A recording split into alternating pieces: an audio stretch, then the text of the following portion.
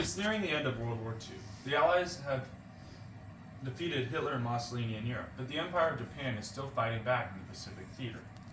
The United States fears an extended war with Japan, so in August 1945, they use a weapon that has been secretly in development since June 1942. The atomic bomb is dropped on Hiroshima, and 3 days later on Nagasaki. Now, the question that is often asked and disputed is why the United States used such a weapon, and what were the other alternatives? As an avid World War II enthusiast, I will help you understand why the United States wanted to end the war as quick as possible. Then I will explain the positive effects of the bomb. And finally, I will explain three main options President Truman had to pick from besides the bomb, and why dropping the atomic bomb was the best military course of action based on the information that was available to him at the time. Now, why was the United States in such a hurry to end the war? When the United States dropped the atomic bomb in August, they had been at war with the Axis for 3.5 years. The length of the war took a toll on the Allies, and they were looking for the quickest way to end it. The war cost the United States $4 trillion, adjusted for inflation today by Norwich University. However, more importantly, the war cost millions of lives. According to the National World War II Museum, the World War II cost 60 million lives, civilians and soldiers, worldwide. The cost and staggering loss of lives made the United States desperate to end the war any way they could. What are some of the positive outcomes of the decision?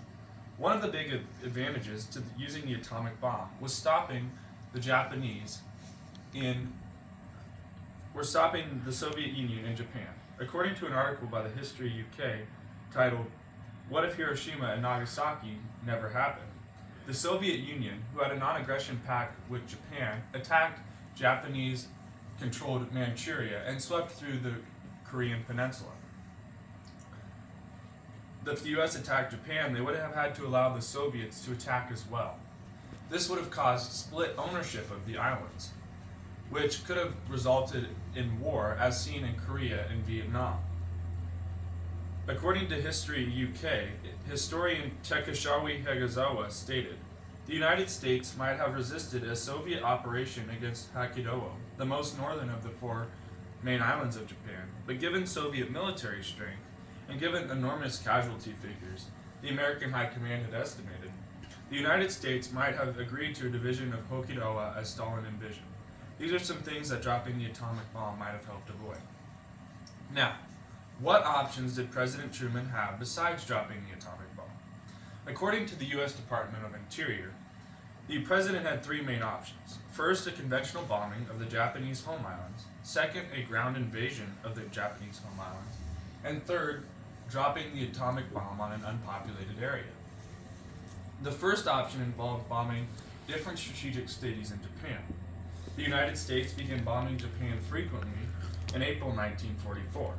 According to the National Parks article, these bombings killed an estimated 333,000 Japanese people, while another 473,000 were wounded in air raids. According to the same article by the National Park Service, President Truman stated after the war, "Despite their heavy losses at Okinawa and the firebombing of Tokyo, the Japanese refused to surrender. The saturation bombing of Japan took much fiercer tolls and wrought far and away more havoc than the atomic bomb. The firebombing of Tokyo was one of the most terrible things that ever happened, and they didn't surrender after that, although Tokyo was almost completely destroyed." Another option was the home island invasion of Japan. According to an article published by the United States Naval Institute, the number of U.S. casualties were estimated to be 250,000 men if the United States attacked the home island of Japan. The estimate did not include Japanese casualties. If you compare this estimate with the number of Japanese civilians killed by the atomic bomb, which is estimated to be 110 to 210,000 people, according to the Bulletin of Atomic Scientists, it is clear that the bomb might have saved lives because the atomic bomb made the home island invasion of Japan unnecessary. The third option was to demonstrate the atomic bomb to the Japanese by bombing an unpopulated area. However, several concerns were raised with this plan. How could the United States be sure that the Japanese government would take the bomb seriously? What would the outcome be if the bomb did not work as it intended? Could it be a humongous piece of propaganda and encourage the Japanese to fight even harder? These concerns outweighed the benefits of this option for the United States. Overall, the United States and her allies wanted to end World War II as soon as possible.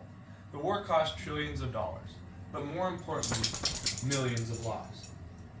After bombing Japan relentlessly, and considering other options, the United States resorted to using the atomic bomb, ending the war the quickest way they knew how, based on the information that was available at the time.